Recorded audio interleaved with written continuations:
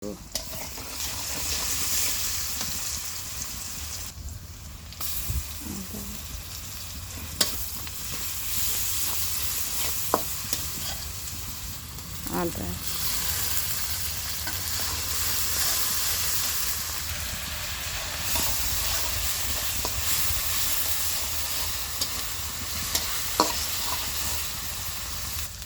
মশলা কষানো হলে দিব পানি,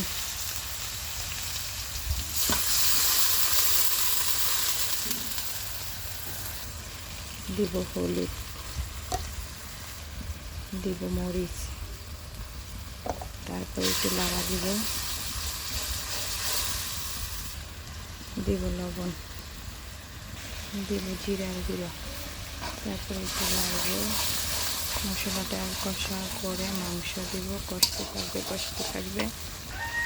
বলতে ভুলে গেছি, দিয়েছি এলাচ, দারচিনি, তেজপাতা। মশলা কষে আস্তে আস্তে দিয়ে দিব মুরগির মাংস, সাথে আলু,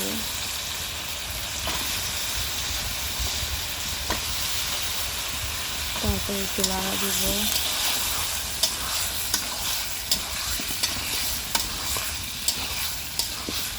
এটা জীবনটা কষানো হয়, জীবনটা পানি দেব না, একটু ডেকে দেব।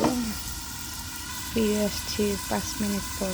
দেখেছি এখন একটু লাগা দিব।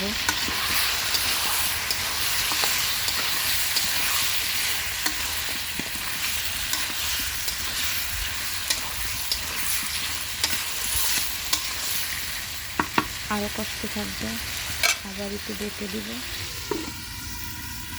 কষানো হয়ে গেছে, এখন দিয়ে দেবো জল।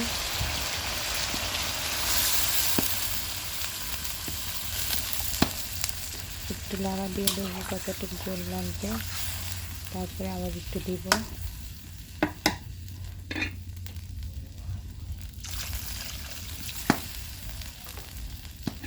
দশ মিনিট পর আবার আমরা ফিরে আসবো। মাঝে দিয়ে একটু লাড়া দিয়ে দেবো, আর একটু দেখবো ঝোলটা কেমন হয়েছে।